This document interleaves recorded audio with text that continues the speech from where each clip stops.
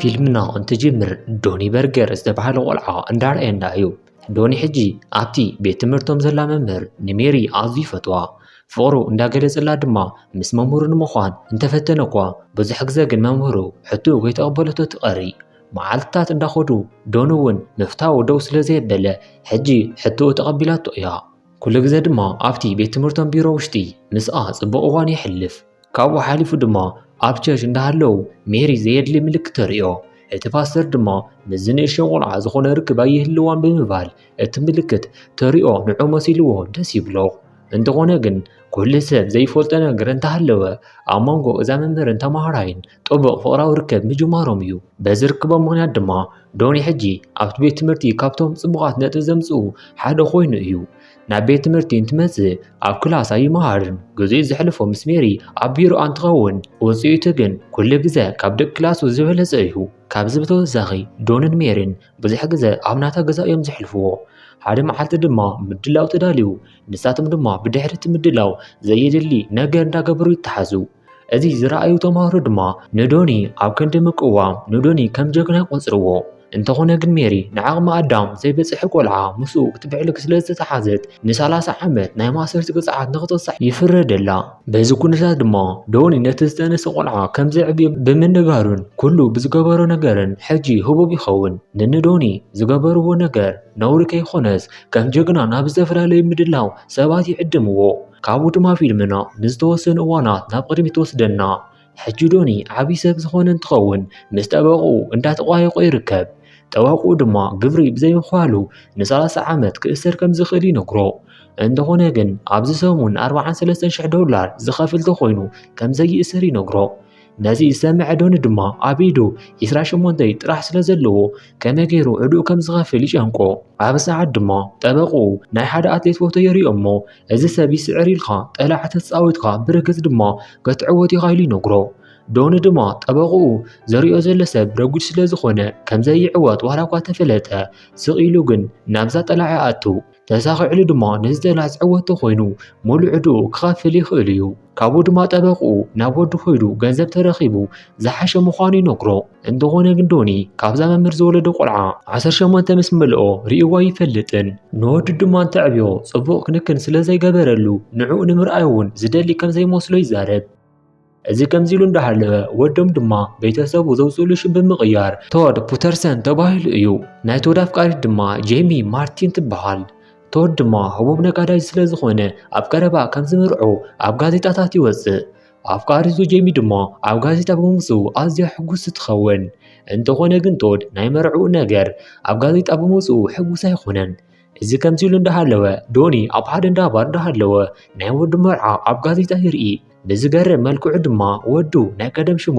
ሃን ዝብል ዝነበረ እንትኸውን ሕጂ ግን ሽሙ ቶድ ፒተርሰን ኣቢልዎ እዩ። እዚ ማለት ኣብ ጠልዕ ፀሓይ ሙሉእ ቤተሰቡ ክሒዱ ማለት እዩ። እዚ ነጋዳይ ምስ ሰባት እንትላለ ቤተሰቡ ኩሎም ብሓደጋ ምኽንያት ከም ዝሞቱ እዩ ዝዛረብ። በተመሳሳሊ ንኒ ጄሚ ቤተሰብ ንኒ ስቲቭ ድማ ቤተሰቡ ከም ዝሞቱ ይዛረቦም። ሓደ መዓልቲ ድማ ምስ ናይ ኣፍቃሪቱ ቤተሰብ ናይ ድራር ግብጃ ገይሮሙሉ እንዳሃለው ናይ ጄሚ ንነዊሕ እዋናት ኣብ ውትድርና ዝነበረ ሓዋይ መጽእ ሽሙ ድማ ቻድ ኮይኑ ሓደገኛን ሓራቕን እንትኸውን ንቶድ ድማ ነብሕቱ ወሲዱ እንተዳ ጎዲኻያ ክቐትለካ እየ ኢሉ የፈራርሖ። እዚ ከምዚ ኢሉ እንዳሃለወ ዶኒ ገንዘብ ንምርካብ ናብ ሓደ ናይ ቴሌቪዥን ፕሮግራም ዘዳልው ሰብኣይ ይኸይድ። ነታ ጸሓፊት ድማ ንሞርጋን ደልዮየ እየ ኢሉ እንተሓታ እታ ጸሓፊት ድማ ሞርጋን ሕጂ ከም ዘየለ ትነግሮ። ብኻሊእ ገጽ ቫኒላይስ ዝተባሃለ ሰብ እውን ከምኡ ንሞርጋን እንዳተጸበዩ ይርከብ። ቫኒላይስን ዶንን ድማ ኣዕረኽቲ እንትኾኑ ድሕሪ ነዊሕ እዋናት ድማ ኣብዚ ቦታ ይራኸቡ። ብዘሕዝን ኩነታት ግን እዞም ኣዕረኽቲ ሕጂ እንትራኸቡ ክሰማምዑ ኣይከኣሉን። እንተበኣሱ ድማ ንሳቶም ጽበይዎ ናይ ቴሌቪዥን መዳለዊ ይመጽእ። ሞርጋን ድማ ናብ ስራሕ ምስ መጸ ንዶኒ ንብሕቱ ናብ ሓደ ቦታ ይወስዶ እሞ ሓድሽ ስራሕ ይህቦ። ዝግበር ገቢርኻ ወድኻ ትረኽቦ ኢኻ ወድኻ ምስ ረኸብካዮ ድማ ቅድሚ ዓመታት ናብ ዝተኣሰረት ወላዲቱ ሜሪ ንክትሓትዋ ሓቢርኩም ክትኸዱ ኢኹም። ንስኻቶም ክትሓትዋ እንትኸዱ ንሕና ድማ ከም ቴሌቪዥን ምድላው ክንስእለኩም ኢና። እዚ ብኣግባቡ ትገብር ትኾንካ $30,000 ናይ ኣሜሪካ ዶላር ክኸፍለካ እየ ኢሉ የሰማምዖ። እዚ ከምዚ ኢሉ እንዳሃለወ ንኒ ጄሚ ቻድ ብምምጽኡ ምኽንያት ናይ ሓጓስ ምሳሕ እንዳበልዑ እዮም። ኣብ ሰዓት ድማ በሪ ተንኳዕኩሑ ጄሚ ንምኽባዝ እንትኸይድ ዘይትፈልጦ ሰብ ትርኢ። ዶኒ ድማ ናይ ወዲ ሰበይቲ ስለዘይትፈልጦ እንዳተገረመ ናብ ውሽጢ ኣቱ ሙሉእ ስድራኣ ድማ ንዶኒ ስለዘይፈልጥዎ ዝተሓዋወሰ እንትኸውን ቶድ ግን ዓርጉ ከም ዝኾነ ይዛረብ ኣብ ሰዓት ድማ ዶኒ ወዱ ካብዞም ሰባት ሓደ ነገር እንዳሓበ ምዃኑ ፈሊጡ ከም ዓርጉ እንዳተዋስእ እዩ ቤተሰብ ጄሚ ድማ ኩልቲኦም ማዕረኽቲ እዮም ኢሎም ኣሚኖሞም እዮም መሬት ናንትቕየር ቶድ ንኣቦኡ ንብሕቱ ብምውሳድ ንምንታይ ናብ ህይወቱ ከም ዝመጽእ ሓቶ ለዝገርም መልክዑ ግን ንስኻ ሕማቕ ኣቦኢኻ ክሕምስ ኣይኽእልን ሳይክል እውን ኣይኽእልን ኣብ ልዕሊኡ ድማ ኣብዘይ ዕድመይ ናይ ሽኮር ሕሙም እየ እዚ ዝኾን ኩሉ ድማ ንስኻ ስለዘይተገለስካለይን ኩሉ ግዜ ድማ ሽኮር ዘለዎ ምግቢ ስለተብልዕኒ እዩ ኣብ ህይወተይ ዝኾነ ኣይትጠቕመንን ካብ ህይወተይ ውፅለይ ኢሉ ይነግሮ ቶድ ድማ ንእሽተይ ምስ ተረጋግዐ ናይቲ መርዓ ምድላው ምስ ተወድአ ትኸይድ ኢኻ እስካብ ሽዑ ግን ክትጸንሕ ትኽእል ኢኻ ኢሉ ይነግሮ እንተኾነ ግን ናብቲ ስነ ስርዓት እንትመጽእ ጽቡቕ ክዳን ክትኽደን ኣለካ ጽቡቕ ክዳን ተኸዲንካ ንዓይሉ ይነግሮ እንተኾነ ግን ዕቡድ ዝኾነ ዶኒ ኣብ ቲሸርት ከረባታን ስረ ድማ ቁምጣ ገይሩ ይመጽእ ናይ ዶኒ ኣከዳድና ዝረኣዩ ንስቲቭ ድማ ኣዝዩ ቅልል ዝበለ ሰብ ስለ ዝኾነ ይፈትውዎ ካብዞም ኩሎም ሰባት ድማ ደስ ዘይበሎ ወዱ ቶድ ጥራሕ እዩ ነይሩ ዝቐረዩ ኩሎም ሰባት ምስ ዶኒ ዝተሰማምዑ እንትኾኑ ቅልል ዝበለ ሰብ ስለ ዝኾነ ኩሎም ይፈትውዎ ኣብቲ ምድላው ድማ ፊልዶኒ ዝተባህለ ሰብ ምስ ሰበይቱ ይመጽእ ፊልዶኒ ድማ ንዶኒ በርገር ምስ መምህር ርክብ ዝነበረካ ንስኻ ኢኻ ወደ ኢሉ ይሓቶ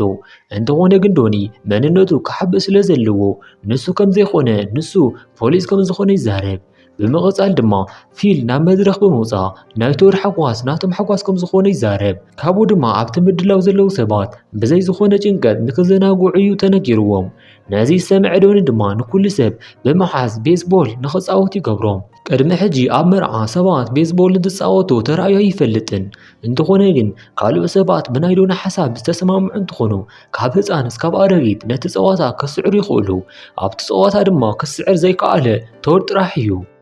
ምሽት ድማ ዶኒ ኣብ ናይ ቶድን ጄምን ክፍሊ ተሓቢኡ ክልቲኦም እንዳተጨቃጨቁ ይሪኦም ካብኡ ድማ ንወዱ ቶድ ብምጽዋዕ ንሰበይትካ ኣዝዩ ከፍተዋ ሽዑ ንሳ ኣዝያ ሕጉስ ትኸውን እያ በዚ ድማ ኣይትጨቃጨቁን ኢሉ ይነግሮ ካብኡ ድማ ኣብ ናይ ወዱ ሕቐ ኣዝዩ ዝፈትዎም ኣርቲስታት ተወቂጥዎም እንትርኢ ይስሕቆ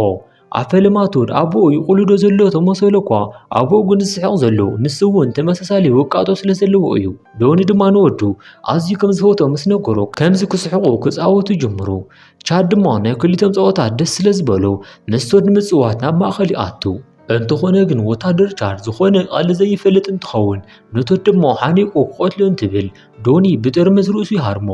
ምሽት ድማ ካብ ግዜ ንእስነቱ ጀሚሩ ርኩስ ዝኾነ ዶኒ ሕማቕ ነገር እንዳሰርሐ ይርከብ ሕጂ ድማ ዝገብሮ ዘሎ ፎቶ እንዳረኣየ ንባዕሉ እንዳርክዐ እዩ እዘን ዓባይ ሰበይቲ ድማ ናተን ፎቶ ንምድላይ እንትመፃ ቶድ ድማ ናብኡ ይመጽእ እዛ ሰበይቲ ድማ ኣብቲ ዓራት ብዙሕ ሶፍ ትሪኤን እንታይ እዩ ኢለን ከልዕልኦ እንትብላ ቶድ ምሽት ኣቦኡ ሓሚሙ ከም ዝነበረ ይነግራ ኣብ ናታ ፎቶ ዝተለጠፈ ሶፍትታት ድማ የልሕሎ ብኻሊእ ገጽ ናይ መርዓ ስነ ስርዓት ክገብሩ ዝተባሃሉ ቀሺ ዕጉድ ኮይኑ ይረኽብዎ እቶም ቀሺ ድማ ቅድሚ ናብቲ ናይ መርዓ ስነ ስርዓት ምእታዎም ምስ ተመርዓውቲ ጽቡቕ ግዜ ከሕልፍ ኣለኒ ብምባል ንቶዲ ይቕጥቅጦ ናይዞም ቀሺ ጠባይ ዝፈልጡ ሰባት ድማ እዚ ነገር ሓድሾም ኣይኮነን እንተኾነ ግን ቶድን ዶንን ዘይተረድኦም እንትኸውን ዶኒ ድማ ናይቲ ቀሺ ርእሱ ብጥርምዝ መምህራም የውድቆ በዚ ምክንያት ድማ እቶም ቀሺ ስነ ስርዓት ከይፈጸሙ ይኸዱ ጄኒ ድማ ዶኒ ዝገበሮ ነገር ንቶድ ትዛረቦሞ ናብ ውሽጢ ተኣቱ ኣብ ሰዓት ድማ ዶኒ ንኹሉ ስሕተታቱ ይቕሬታ ብምሕታት ነቶም ቀሺ እውን ከይዱ ይቕሬታ ከም ዝሓቶም ናብዚ ድማ ከም ዘምጽኦም ቃል ይኣትወሎም መሬት ናትቕየር ድማ ኩሉ ሰብ ነቲ መርዓ ምድላው እንዳገበረ ይርከብ ብኻሊእ ገጽ ዶኒ ግን ናብ እንዳ ማሳጅ ብምኻድ ጽቡቕ ገዛ እዩ ዘሕልፍ ዘሎ ድሕሪ ማሳጅ ድማ ዶኒ ናብ ቶድ ተመሊሱ ናብ ሓደ ጽቡቕ ቦታ ክወስደኩም እየ ብምባል ናብ ፕራይቬት ክለብ ይወስዶም ኣብዚ ክለብ ዘለዉ ሰዓሰዓቲ ድማ ካብ ኩሉ ፍልይ ዝበሉ እዮም ደቂ ኣንስትዮ እንትስዕ ሰዓ ዕርቃነን እየን ዶንን ቶድን ድማ ኣብቲ ክለብ ጽቡቕ ግዜ ምስ ኣሕለፉ ብሓባር ካብቲ ክለብ ይወፁ ዶኒ ድማ ቅድሚ ሕጂ እዝኑ ተነኺሉ ዘይፈልጥ ንቶድ ብሓይሊ ናይ እዝኒ እንትገብረሉ ክሳዱ ሙሉእ ንሙሉእ ደም ብደም ይኸውን ካብኡ ድማ ናብቲ ከባቢ ዝርከብ ናብ ቫቢላን ዝበሃል ሰብ ከይዶም እቲ ደም ደው ንክብል ይገብርዎ ካብኡ ድማ ቫቢላን ንክሕወሶም ምስ ገበርዎ ኣብታ ከተማ ከም ዕቡድ ክዘናግዑ የምሹ ቅድሚ ሕጂ ድማ ቶድ ንኣቦኡ ምሕማስን ሳይክልን ኣየለማመድካን ኢሉ ስለ ዝፀረፎ ኣብታ ምሽት ድማ ሳይክል የለማምዱ ሙሉ ለይቲ ድማ ብምዝንጋዕ ምስ ኣሕልፍዎ ኣብ በሪ እንትበፅሑ ድማ ንኣቦኡ ሓቂፉ ቶድ ኣዝዩ ከም ዝፈቶ ይዛረቦ ብኻሊእ ገጽ ናይ ስቲቭ እናሓጉኡ ኣብቲ ፎቶ ዝረኣየቶ ነገር ስለ ዝፈለጠት ምስ ዶኒ ግዜ ንምሕላፍ ትመጽእ نوران بعالجي تابعالجي هزبي يزبل زي سبسكرايب بمجارس كبير سخن لايك دم أصلا دخمولو لايك ناقوركم أذكركم ده لو سناي نايم بزنقع مدى يخون لكم ኣብ ተመሳሳሊ ሰዓት ቶድ እንዳንከርደደ ናብ ክላስ ብምእታው ተቐሚጡ ዝነበረ ናይ መርዓ ክዳን የውድቆ ጄኒ ድማ ንግሁ ናይ መርዓ ክዳና ወዲቁ እንትርኢ ደንጊፃ ምዝራብ ትጅምር ዘረቦኦም ዝሰምዐ ዶኒ ድማ ናይ እናሓጉኡ ናይ ሌት ክዳን ብምኽዳን ናብቲ ክፍሊ ይመጽእ ኣብ ልዕሉ ድማ ቶድ ኣብ እዝኑ ናይ እዝኒ ገይሩ እዩ ጄኒ ድማ ዝፍጠር ዘሎ ነገር ስለዘይተረድኣ ክትዓብር ትብል ድሕሪ ዝተወሰኑ ሰዓታት ድማ ዶኒ ንሙሉእ ስድራ ቁርሲ ብምድላው ንኹሎም የሐጉሶም ንወዱ ይድውለልሞ ወዱ ድማ ንወላዲተይ ቅድሚ መርዓ ክሓታለኒ ናብኡ ይኸይድ ኣለኹ ኢሉ ይነግሮ ዶኒ ድማ ዝኹሉ ዝሰርሖ ዘሎ ነዛ መሞት እዚኣ ስለ ዝኾነ ቀልጢፉ ናብ ቶድ ይኸይድ ቶድ ድማ ንኣድዩ ዝረኽባ ድሕሪ ነዊሕ ዓመታት ስለ ዝኾነ ኣዝዩ ከም ዝፈርሕ ይነግሮ እንተኾነ ግን ዶኒ ናብ ሞርጋን ደው ኢሉ ንኽመፁ ስለ ዝነገሮም ክምለሱ ከም ዘይኽእሉ ይነግሮ ሕጂ ወዱ ቶድ ዝፍጠር ዘሎ ኩሉ ኣይፈለጠን እንተኾነ ግን ክፈርሕ ከም ዘይብሉ ዝነግሮ ዘሎ ንሞርጋን ስለ ዝመፁ እዩ ዶኒ ድማ ተሳኺዑሉ ንሜሪ እንትረኽባ ንሞርጋን መፅኦም ኩሉ ነገር ይቐርፁ ካብኡ ድማ ዝኹሉ ዝገብሮ ዘሎ ነገር ንገንዘብ ክብል ምዃኑ ቶድ ይርድኦ ኣብታ ምሸት ሰኺርና እንዳሃለና ይፎቶካ እየ ዝበልኹካ ናይ ልበ እየ ነይረ ሳይክል እንተለማምደኒ እውን ካብ ልብኻ እዩ መሲሉ ነይሩ እንተኾነ ግን ንስኻ ዝኹሉ ትገብሮ ዝነበርካ ንገንዘብ እዩ ብምባል ንኣቦኡ ገዲፎ ይኸይድ ዶኒ ድማ እዚ ነገር ከምዚ ዘይኮነ ንምርዳእ እንትፈትን እኳ ከይተሳኺዑሉ ይቐሪ ቶድ ድማ ገዙ ገዲፉሉ ክኸይድ ስለ ዝነገሮ ክዳውንቱ ኣብ ዝእከበሉ ሰዓት ጄሚ ምስ ካሊእ ወዲ ብፍቕሪ እንትዛረብ ይሰምዓ ካብኡ እንዳሓር ድማ ዶኒ ቀልጢፉ ናብ ቶድ ብምኻድ ጄኒ ስልኪ ከመይ ትዕልል ከም ዝነበረት ይነግሮ ካብኡ ድማ ጄኒ ንኣቦ ብምምፃእ ዶኒ ዝኩሉ ዝገብር ዘሎ ኣብ ማእኸልና ንምጽናሕ እዩ ዝኾነ ዝሰማዕ ነገር የለን ሓስዩ ኢላ ትነግሮ እቶም ካልኦት ሰባት እውን ካብ ዝበዛ ኪድ ስለ ዝተባሃለ ሓሶ ዝተናገረ ይመስሎም በዚ ምኽንያት ድማ ንዶኒ ሰኪኮም ንሳቶም ድማ ሓጎስ ምኽባር ይቕፅሉ ናይ ቶድን ጄኒን መርዓ ዝካየድ ጽባሕ እዩ ዝኸውን ካብኡ ድማ ቶድ ኣብ ቃሪቱ ሒዙ ንምኻድ እንትትስእ ቻድ ከም ዘይኸውን ይነግሮ መርዓትን መርዓውን ቅድሚ መርዕኦም ሓቢሮም ክሓድሩ ኣይኽእሉን ስለዚ ኣነ እየ ዘብፅሓ ብምባል ንጄኒ ሒዝዋ ይኸይድ በኻሊ ገጽ ዶኒ ናብዚ ስድራ ንምሕዋስ ናይ ግድነት ምስ ጄኒ ክሰማማዕ ከም ዘለዎ ተረዲኡ እዩ ንጄኒ ድማ የቕሬታ ንምሕታት ክልተ ኣይስክሬም ይገዝእ እሞ ንሳ ናብ ዘለቶ ሆቴል ይኸይድ ሕጂ ናብዚ ዝመፀ ዶኒ ብንጹህ ልቡ የቕሬታ ሓቲቱ ምስኦም ንምሕዋስ እዩ እንተኾነ ግን ጄሚ ኣብ ዘለቱሉ ክፍሊ እንትበጽሕ በይና ከም ዘይኾነት ምስ ካሊእ ሰብ ፍቕሪ እንዳተፃወተት ምዃና ይሰምዓ በሪ ካብ መንኮኳሕ ድማ ብመስኮት ናብ ውሽጢ ኣቱ ኣብ ሰዓት ድማ መታለሊት ጄሚ ምስ ካሊእ ሰብ ደቂሳ እያ ዘላ እቲ ነገር ድማ ዘገረሞ እቲ ወታደር እዩ ነይሩ ሕጂ መፂኡ ሓዋየ ምስ ተባሃለ ምስ ቻድ እዩ ነይሩ ዶኒ ድማ በዚ ተገሪሙ ሓዋይኻ ወታደር እውን ኢኻ ከመይ ጌርካ እዚ ኩሉ ክትገብር ክኢልካ ኢሉ ይሓቱ ኣብ ሰዓት ድማ ጄኒ ቻድ ናይ ስጋ ሓዋ ከም ዘይኾነ ምስኦም ዝዓበየ ሓዋ ምዃኑ ትዛረብ ንጽብሒቱ ድማ መርዓዓ ስለ ዝኾነ ንከየዋርዳ ዝደልዮ ብዙሕ ገንዘብ ከም እትህቦ ትሰማማዕ ዶኒ ድማ ጄሚ ዝበለቶ በዝሒ ገንዘብ ክፃወሩ ስለ ዘይከኣለ ቀልጢፉ ይሰማማዕ ንጠበቁ ድማ ደው ኢሉ እቲ ገንዘብ ልይኽልካ ኣለኹ ዕዳና ክፈል ኢሉ ይነግሮ እቲ ገዛ ድማ ካብ መምህር ዝወለዶ ቆልዓ እንዳሃለየ ዝፃወተሉ ዝነበረ ናይ ቀደም ባምቡላ ይረኽቦ ኣብ ሰዓት ድማ ብዙሕ መንከራት ዘሕለፈ ወዱ ነዚ ሓሳዊት ቆልዓ ሓሊፉ ክባ ስለ ዘይደለየ ንወዱ ቶድ ድማ ካብ ጄኒ ንምድሓን ሓድሽ ሚሽን ብምውፃእ ናብ ባቢላን ይኸይድ ምስ ባቢላን ድማ ቀልጢፎም ናብቲ መርዓ እንዳኸዱ እዮም ንዶኒ ድማ ናብቲ መርዓ ቀልጢፎም ክበፅሑ ህይወቶም እስካብ ዝስኡን ይበፅሑ እንተኾነ ግን ባቢላን ኣስማት እስካብ ዝመስል ነታ መኪና ብምዛር ህይወቶም የድሕኖ ብኻሊእ ገጽ ርእሱ ዝተሃረመ ቀሺ ነቲ ናይ መርዓ ስነ ስርዓት ንምፍጻም ይመጽእ ነቶድ ድማ የዳልዎ እሞ ናብቲ ስነ ስርዓት ይወስድዎ ነቲ ስነ ስርዓት ንምፍጻም ድማ ንጄኒ እንዳተጸባይዋ እንትኾኑ ጄኒ ናብቲ ቦታ ትመጽእ ጄኒ ድማ ናይ ቶድ ከረባታ ተበላሽዩ ስለ ዝነበረ ንከስተኻኽሎ ትነግሮ ብኻሊእ ገጽ ንዶኒ ብናሃሪ ናብቲ መርዓ እንዳኸዱ እንዳሃለዉ መኪንኦም ኣብ ሕፃ ተኣቱ ካብዚ ንላዕሊ ድማ ብመኪና ክኸዱ ስለ ዘይክእሉ ብእግሮም ብምጉያይ ናብቲ መርዓ ንምኻድ ይውስኑ እዞም ዕውድ ቀሺ ድማ ካብ ቶድ ፍቓደኝነቶም ምስ ረኸቡ ናብ ጄሚ ብምዛር ንዕኡ ክትምርዓውዮ ፍቓደኛ ዲኺ ኢሉ ይሓታ ኣብ ሰዓት ድማ ንዶኒ ናብቲ ቦታ ዝበፅሑ እንትኾኑ ቅድሚት መርዓ ምፍጻሙ ድማ ደው ንከብሉ ይገብርዎም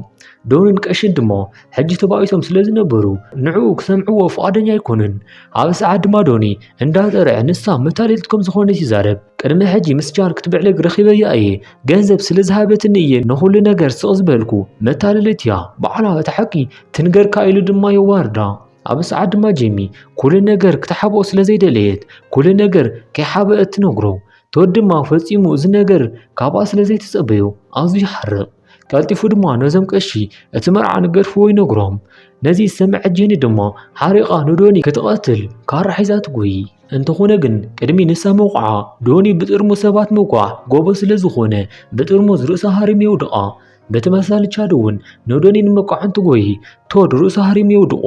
ኣቦን ወድን ድማ ነቲ መርዓ ገዲፎም ናብ ባር ይኸዱ ዶኒ ድማ ንወዱ ኣብዚ ቦታ ብዙሓት ቆናጁ ኣጓላት ስለ ዘለዋ ተዝናነ ኣይትጨናነቕ ኢሉ ይነግሮ ሃንደበት ድማ ኣብቲ ባር ዘለዎ ቴሌቪዥን እንትኽፈት ዶኒ ጠላሕ ተፃዊቱሉ ዝነበረ ረጒድ ጀባ ተዓዊቱ እዩ ኣብ መጨረሻ ምርኢትና ድማ ዶኒ $160,000 ክዕወት ስለ ዝከኣለ ዕዱኡ ሙሉእ ንሙሉእ ከፊሉ ሕጉስ እንትኸውን ንሪኦ ፊልምና ድማ ኣብዚ ትውዳእ ፊልምና እንተፈትኹም ላይክ ግበርዋ ነዚ ቻናል ድማ ሓደሽ ዝኾንኩም ሳብስክራይብ ምግባርኩም ኣይትረስዑ ሰላም ራህዋን ንህዝብና ፀጽብቑ ንዓኹም ሳብስክራይብ ድማ ንዓና